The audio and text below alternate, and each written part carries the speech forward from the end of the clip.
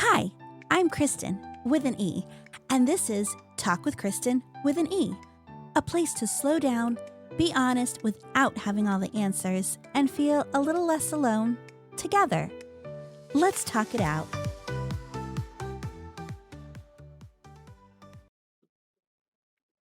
Everybody, welcome back. If you heard the podcast episode where Alexis and I were talking about our 2025 books and books we were looking forward to in 2026, you probably heard us say a couple times about how we needed to have an entire episode about Kristin Hannah. Well, wait no longer. Here we are, ready to talk about Kristin Hannah. But before we dive in, let's say hello to my guest. Hello, Alexis. Hello, it's good to be here. Welcome back. It is always so good to have you here, especially today because you and I have talked about Kristin Hannah for several years now, and I think that it is time that we give her the attention that is due and dive into all the things Kristin Hannah today. So, before we do that though, for any of you listening who don't know Kristin Hannah, let me tell you a bit about Kristin Hannah because she's amazing. She's the award-winning and best-selling author of more than 20 novels, including international blockbuster The Nightingale, which was named Goodreads' Best Historical Fiction Novel for 2015 and won the coveted People's Choice Award for Best Fiction in that same year. Additionally, it was a selection of the Reese Witherspoon Book Club in 2023. It was named a Best Book of the Year by Amazon, iTunes, BuzzFeed, The Wall Street Journal, Paste, and The Week. In 2018, The Great Alone became an instant New York Times #1 bestseller, and it goes on and on about the highlights of her books. But really, we don't need to get that all from her site because Alexis and I are going to tell you all about it. So, Alexis, if we can start with you, set up and let us know, when was it that you were first introduced to Kristin Hannah? How did you discover her? Give us kind of the vision of where you were when you found her or when she found you. Yeah, so it might have only been, it was either 2022 or 2023. It maybe even 2021, but basically when we had moved here and I knew I needed to start walking, so I joined a gym and I started listening to audiobooks, but then the next year I was like, "Oh, I have my old Kindle from 2014. It's so old. It's still got buttons that you can do. And I still have mine somewhere too. So I was like, I'm going to do Kindle Unlimited. And then I happened to find the Night Road on there. And so I read it, and I had been maybe in a book slump that year, but either way, I was at a point where I just needed something really, really good to read. I read it through the night. I did not sleep.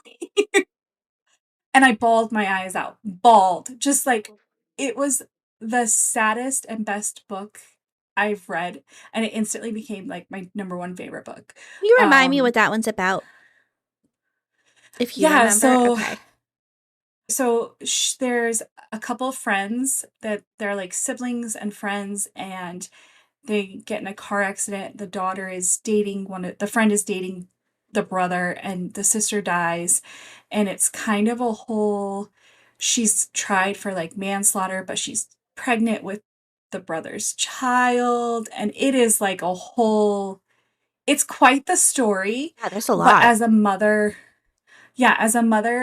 her baby being taken from her I think it's taken from her while she's in prison. Mm-hmm. And most people probably would find it super sad. In fact, when I describe Kristin Hannah, she will literally pull you into the depths of despair, and then she recovers, except for one book, and we'll get to that book. Yes. And then after I read that, I was like, oh my word, I'm going to just read all of her books. So then I read The Great Alone, and then I read Winter Garden. And we can do all the ratings, but yeah, right now it's just how you met her and where you were in life. Yeah, and that's kind of how it is. And I don't read all of them because they're like little treats. So when I'm in a book funk is when I pull out a Kristin Hannah book. I met Kristin Hannah, not in real life. I've never met her in real life, but I found her earlier than you did. I started reading her books. I'm trying to see if I can see the date on this one. I believe Firefly Lane was the first one that I read. And I want to say it was around 2009, maybe between 2009 and 2010 was really when I got pulled into my Kristin Hannah phase. And it was a lot of her older books, True Colors, A Mystic Lake, Angel Falls. Again, books that most people have never heard of before. Like you mentioned, Night Road. Like it was kind of OG Kristin Hannah fan. Kristin Hannah fans will remember them because it was like her original works. And I remember I wanted to read them all. And back then there was a site, it may still exist, I don't know. It was paperbackswap.com. And what you would do is you would list books that you were trading and other people would list books and you could kind of go through and like shop for other people's books and you would claim it. And then you would have to use like a credit. So you would use a credit, you get the book for free, and then the person would ship it to you, and the person shipping had to pay like the media mail costs or whatever, but you would get a credit for every book you would sell on the site. It's hard to explain, but I promise it worked out so well because you were only out the shipping of media mail, and back then it really wasn't that expensive to pay for it. Right. So I did a lot of my Kristin Hannah books that way, is because I would, post all the books I was getting rid of and, get credits for new books. Then I'd get the Kristin Hannah books. And then a lady that I was working with, Rhonda, she loved them too. So sometimes we'd trade and swap books. So I was reading a lot of Kristin Hannah back then. And then I think I started reading other things. I went a little bit different direction and then really came back again when probably The Four Winds came out. Then I think that was 2021. I don't know. The times are I all think kind of fuzzy. 2021. Was that it? So I think that's when it came out. Yeah, it was 2021. Because Okay. then I was looking at it the other day. I think this doesn't have the date on it. Yeah. I don't have the date on this one, but that tracks for this because it Yes. was before The Women, and The Women was 2023. Yep. 2021 makes sense. Yep. So I just went back and looked at my Goodreads, and yes, I read Angel Falls, and then there was like a whole gap, and then The Four Winds, The Women, The Nightingale, and then I started reading her stuff again. So yeah. So we talked about kind of when we met her, but when did you realize that Kristin Hannah was kind of like a phenomenon and people were very, very distinct in which books they were favorite? I think what was recommended to me, and I realize this now that I'm actually, after I thought about this for a while, this just popped in. So I guess probably I was actually introduced to her in 2020. Somebody recommended reading The Nightingale when we moved across the country as an audiobook book. I did purchase it, but I was so bored the first hour. I turned it off, and I know that's blasphemy because everybody loves The Nightingale, but We'll get into it.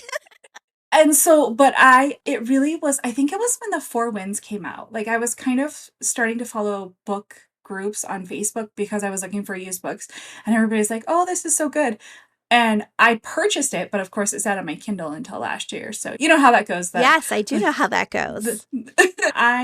It was probably 2021, 2022 that it was. But regardless, just from the books that I had read by that point, she was just a favorite author. And I think we talk about this a lot, but the reason that I love her is I'm at a place in my life where the rom-coms that are like young 20s, unmarried, like I like them, don't get me wrong, but I'm almost 40. I have teenage kids. That is not where I'm at in my life. And while I could used to relate to that, that is not what I want to relate to now. And I feel like her audience, she just writes to a more mature audience. And that's probably why certain books are more popular than other books. And I just finished one of her books this week. And as I immediately started reading this, I'm just thinking there's just so much more like a rich depth to maturity and experience in life that you do have when you're 40 versus when you're 22, And so I really think that is why she may speak to an older audience more than a younger audience with the majority of her books, but that's just a hypothesis that I have. I think a lot of her books have more substance. They go more in depth, and I don't want to say it's harder to read because I absolutely love it, but you're right, it's definitely different than a rom com or a lighter read because there is so much more. And I've said that to people too, that she basically tears you apart, breaks you into pieces, and then builds you back. Like most of Kristin Hannah's, especially her newer books, I cry at least at some point in all of her new books because they are so emotional, heart tugging or whatever. Like they really make you Oh feel yeah. something. And that's why I love them so much. Can you give if you want to rank them all, that's fine. I think I did mine like top 5 or so, but like, what are your favorite Kristin Hannah books? Hands down, The Four Winds and Night Road. Those tie for number one. Two would probably be The Great Alone.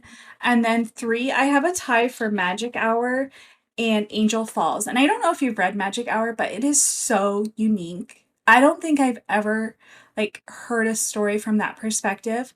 Angel Falls is a little more, I think probably there's more instances of that, but they Yeah. could rate there.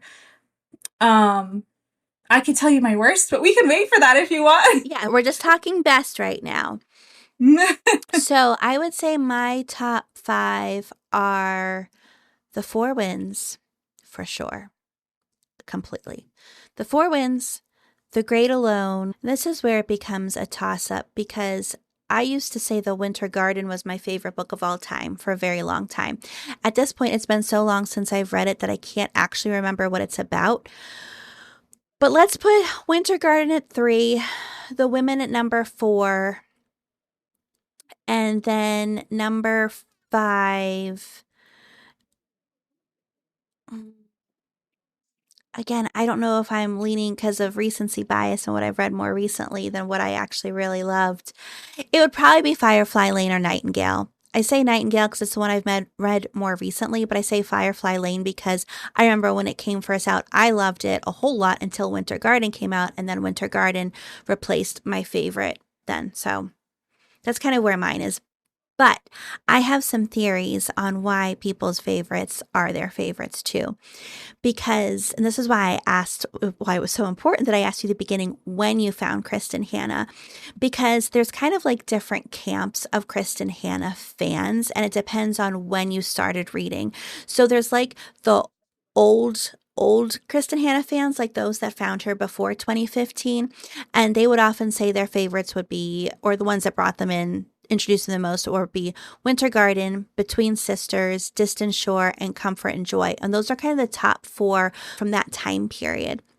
And then the new wave, which is more your 2015 to kind of present day, those are the ones that are The Nightingale, The Great Alone, The Four Winds, The Women, some of her more recent things. And Yeah. my theory is, which I think may have some truth behind it, we may get into it a little bit more later, is that with book talk and social media kind of sharing a lot of books. I mean, you even mentioned you joined a Facebook group and the book was recommended to you. I think that's where some of the books became more popular. And we have to keep in mind that just because they're popular doesn't always mean that they're the best books. Now, granted, I've never read a Kristin Hannah book I didn't like. But anyway, thoughts on that before I just keep rambling and bore you with statistics. I would agree with that. And I'm actually like currently going through her older catalog. I'm going through her older catalog, but what still remains to me is even those older books are still fantastic. And in some ways, her newer books, there are multiple of them I don't like. And I think it's because it might have been the time period that she is writing about, which I guess that's, that happens. But some of her older works are just fantastic. Yeah, and they were different too. Like when she was writing the older books, there was still family stuff. I think it may have leaned a little bit more romance, not necessarily like the romance we regularly speak of, but it wasn't as deep in the historical genre as it is now with some of her newer books. But yes, she's a fantastic writer, and even with her older stuff, you could still tell then that she was a fantastic writer. Yeah. And that's kind of what I'm noticing just with Magic Hour and Angel Mhm. Falls, and they're just really well done. And they're not even stories that I would ever be interested in, but because her character development in them is just fantastic, I think. And that's what we see in so many of her, all of her books, but I think that's a lot in her more recent books too. The character development. Like, it's so often I will read a book, and even if I really loved the book and remember the book, I will forget characters' names like almost Oh, yeah. immediately. And I can still tell you characters, like when I talk about the women and talk about how terrible it was for Frankie and like everything she had to go through, like I still remember how I felt with that book and, with Four Winds. Anyway, I I know. get myself pulled too back in thinking about just the books. Okay, so do you want to talk about any of your lesser favorite ones? Yeah, so my least favorite is Winter Garden and Nightingale. Right. Nightingale ranks my absolute lowest for Okay. ones that I've read of her. And Winter Garden, I will say this. It is a the ending is fabulous, but man, it was such a slog for me to get through the I'm first gonna part have to of go it. back and read it then and see if I still love it now. It's the one I don't remember if you remember it, but it's the sisters that their mother was in Russia. I believe it's during the Bolshevik Revolution. I might be wrong on that time period, but basically her town starved and she was Russian, but she never spoke of these things. It's kind of, I don't know. There's a family dynamic there that's probably very relatable, and the end was so good, but I didn't love it. I probably it's probably because I had read it after The Great Alone and Yeah. Night Road. Reading, okay, that's fine. Yeah. You can dislike that book. I will look past that. But Nightingale seriously ranks the lowest, and the reason I think this is because World War II, as we've talked about in other book episodes, there are so many World War II books. And I think I've brought this up in the past, but from the time I was in high school, actually younger, I think somebody gave me a book to read on World War II on the Holocaust when I was maybe upper elementary, and I had an obsession over it. I even did a paper to go to Washington, D.C. all on my own. And I focused so much on World War II. So then I have read a lot, but then that's all I read for fiction for years. And I just feel like there's just better World War II fiction books, if that makes sense. It does, because that book was disappointing for me. And part of it, I think, was because my expectations, like, because so many people were like, oh, the Nightingale. Oh, I love the Nightingale. Oh, the Nightingale is my favorite book of all time. Like, people raved about this book like it was the best book ever. So, of course, I went in with these like high expectations, like, oh my gosh, I Mm-hmm. love Kristin Hannah. If everybody's saying this is the best book ever, then it must be the best book ever. And I started reading it, and it was so slow at first. And like, I love the concept of it. And I know we're not going into a lot of like the plots on these books, but if you're listening to this episode, it's either because you love Kristin Hannah and you already know what we're talking about, or if you don't and you're going to read it, I don't want to spoil any of the books for you. But the Right. kind of like the plot, like the premise of it was good. Like, I really liked it. I liked how the sisters were so different. I liked seeing how they were responding to different things, but it was just like, I'm like, how is this people's favorite book? Like, this is not Well, I a think favorite we book. read this to you and We I did. We read were this very together close around the with same time. Kelly. And Oh, I don't right. it wasn't terrible. I've read worse books, but I'm just like thinking about like the Lilac Girls was Oh, definitely way oh better. my gosh. I That you book know was what I mean? amazing. And a similar, I So, mean, the different storylines, you're right, different, similar concept. But yes, that book, oh, that one broke me. so I don't like to dog Chris and Hannah, but that definitely I don't know.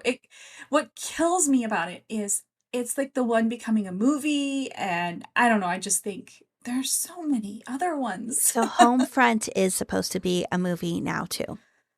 No, not Homefront. Oh, The well. Great Alone is supposed to be a movie too. Oh. It just got picked up, but I did see that The Great Alone did get movie rights.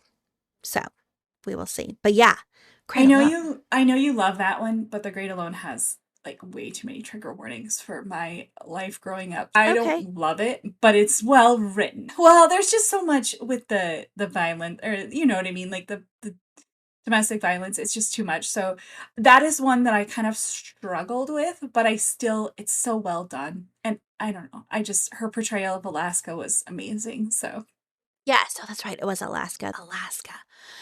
I loved it. You're right. There are some trigger warnings and there was some domestic violence, but the relationships that were created and mhm. how well it was written and how like it went over so many years, like again, It was good. ripped me It apart. was good.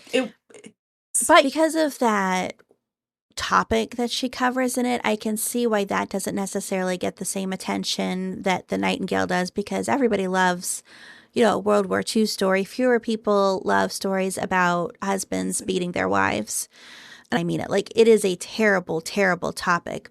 But how it was written and how you felt for the characters was just monumental. Yeah, and I think I don't know that her character development and the feeling in that book was how I felt about Night Road. Yeah. It was good. It was good, but it was hard. The other one I struggle with, and I mentioned this one in our last book episode, was Homefront. I didn't like that one. I mean, again, I said earlier, like, I've never met a Kristin Hannah book I didn't like.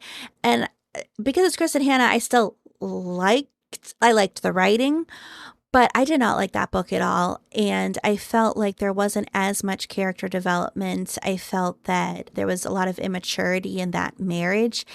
And again, it's possible it's because I listened to it instead of reading it that it was harder for me because the narrator was not very good. The child in the book felt very whiny all the time. And I don't think that helped the immaturity of the marriage and the characters that I was already feeling from the book. So I would put the home front probably at the bottom of every Kristin Hannah book I've ever read. And that's fair. I will tell you, I think there's a lot better military books written, especially if you want military like romance.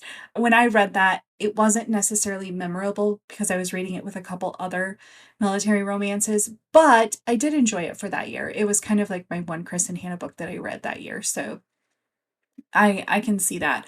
It's definitely probably it does rank lower as far as memorable.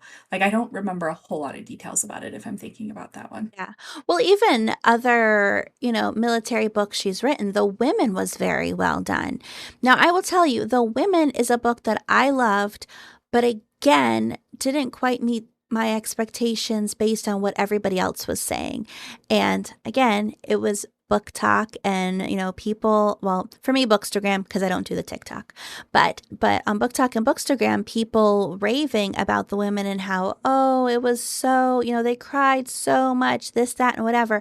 So I kept waiting for like something crazy. I did cry a little. There were a few parts, but it was not the huge thing that I thought it was going to be. So I fully admit that this is a me thing, that I take what people say and in my head kind of make it bigger than it is, and then I'm let down. But it was just like, I loved it. I still think I gave it 4 or 5 stars, but I feel like that was kind of a letdown. This may just be a personal opinion, but I think the same people who love The Nightingale and raved about it being so wonderful are some of the same people who thought The Women was better than I thought it was, if that makes sense. It makes sense. And ironically, I was looking forward to that book when it came out. I bought it. I actually pre-ordered it because it was a Kristin Hannah book. I still have not read it because I know I haven't read it. It just hasn't hit my list. There's been other ones that I've wanted to read before it. Yeah. And so last year I was going to read that. And then I read The Four Winds and I have no regrets. So. Oh, yes. Four Winds. My favorite book ever. I love that book so much. And it's funny and I've said this before, but if you haven't heard me say it, I knew very little about the Dust Bowl ever. And I don't know if it's because I grew up on the East Coast or went to private school. I don't remember even really learning about the Dust Bowl that much when I was in school. And so the Four Winds I felt was like my entryway into learning about the Dust Bowl. And I was so fascinated by it. And my friend Laura said that, well, if if you like the Four Winds, you should probably go watch Ken Burns' PBS special on the Dust Bowl. And I did. And it was amazing too. And now I love the Dust Bowl. I mean, I don't love the Dust Bowl. Like, I don't love that it happened and all those people had to go through and how poorly the government handled the whole thing. But in general, it's a time period that doesn't get enough attention. And so the fact that Kristin Hannah wrote about this kind of, Mhm. I don't say it's a Yes. minor event, but something that's not well written about in literature, I love that. Yeah, and okay, so my great grandparents like came here because of the Dust Bowl. Oh, Actually, wow. we've had a lot of farmers that have come here, like generational farms, and so I've kind of been familiar with that. But she did such a good job of it. I feel like it really threw me further into knowing and doing it. But yeah, Four Winds. You and I read that together, and if we want to delve more into it, this is the book that it kills me, but it's so good. Well, and it's the book that I get disappointed when people don't love it as much as I do. So I read it when it first came out and read it with an old book club that I was in. Because whenever I get a chance to pick a book, like I'm going to pick a Kristen Hannah book, right? And so loved the book then. So then in my new current book club, last year's theme, we were all supposed to provide our favorite book and so that we could kind of share it with the group and everybody read it. So again, what's my favorite book? Easy. Kristin Hannah's The Four Winds or a Sophie Kinsella book. But like for book club, it has to be Kristin Hannah, The Four Winds. And of course, I love the book, right? Why wouldn't anybody else love the book? And so my book club discussed the book and they're like, yeah, I mean, it was okay.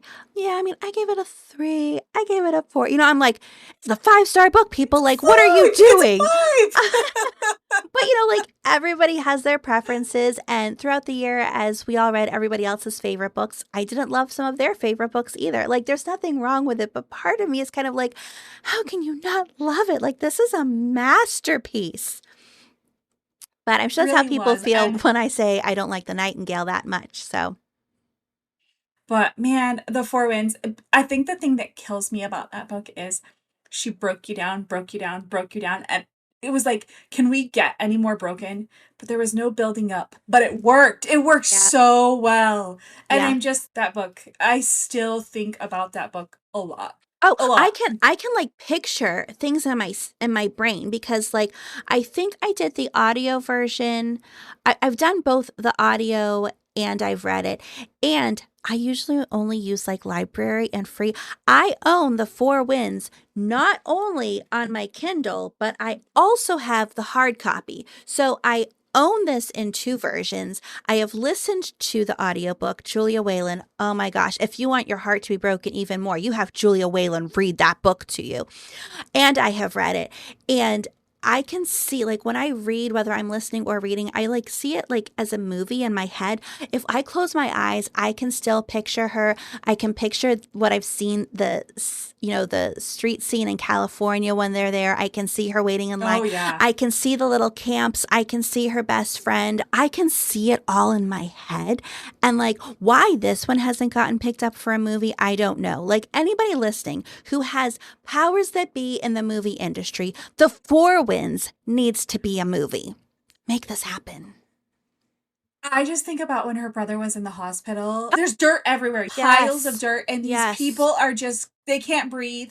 And I just think about their houses just being filled with piles of dirt. And it is hard to fathom, but if you look back at pictures, it really was like that. Yes. Oh, I know. Every time I see somebody say this was the worst book they read, I'm always like, oh, I'm you like, people, it's so good. unfriend, unfriend. She's dead to me. Not really, but it is. It's so No, good. but yeah.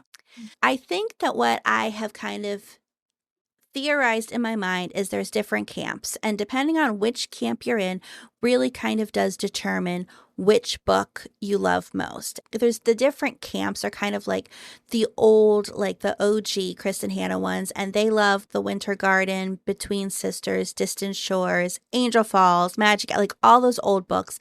They love and remember those. Then you've got your epic historical fiction lovers, and these are the ones that lean more towards the Nightingale, Four Winds, the women. Sometimes, as we've even seen, there's ones that they love more than another, but they love the big stakes, the history, the resilience narratives. Then you have the emotion first readers. These are often the ones that are on Book Talk. They love the immediate emotional payoff. They may struggle with some of the lower or subtler books, kind of the ones that go deeper, have more, which is why these ones are maybe some of the similar ones that lean towards like Firefly Lane. While it's an older one, because it came into a Netflix show and they see it as a show. So I think sometimes your favorite says more about you, the person, than it does the book. Because like you said, like we all lean different ways. So it really kind of depends on what kind of person you are and what you are looking for. And that's the great thing, is that there's kind of a Kristin Hannah book for everybody. Yeah, I mean, I'm thinking back to my favorites of hers, and I have a historical fiction, but also her like really emotional one. Like Night Road it's an emotional, character driven like life situation. And I think, I tend to read both. So it makes sense that it really is about the person and what they can relate to.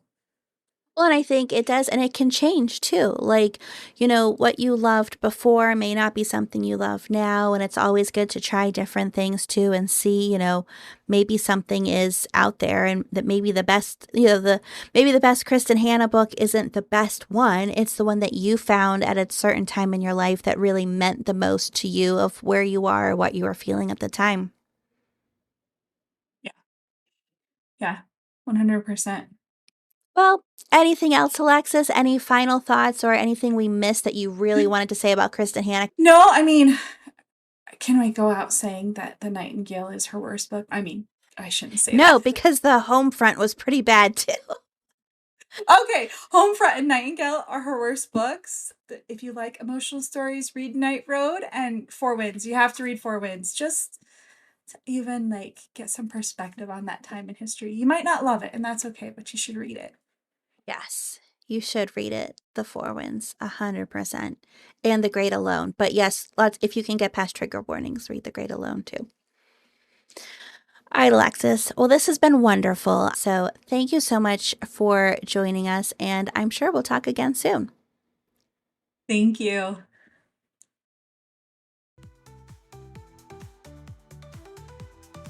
Thanks for spending this time with me.